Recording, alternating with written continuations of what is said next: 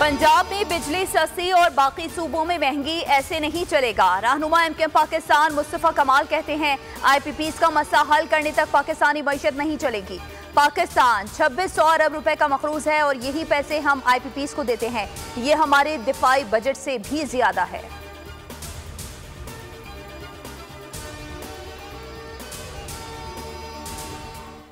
और प्यारे मुस्तफा भाई, पंजाब ने ये रिलीफ मुफ्त में नहीं बल्कि अपने अवाम के लिए पैसे देकर लिया है।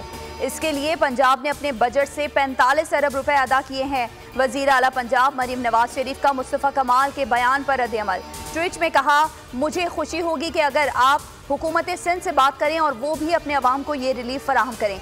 मुस्तफा कमाल भी जवाबी ट्वीट में बोले, प्यारी मरियम बीबी, आपके कीमती मशवरे का शुक्रिया, लेकिन अगर हमारी सिंध हुकूमत का हुस्न अखलाक और बर्ताव पिछले 15 साल से इतना ही अच्छा होता तो हमें क्या जरूरत थी कि लाहौर आकर आपकी पार्टी के साथ गैर मशरूत हिमायत का ऐलान करते।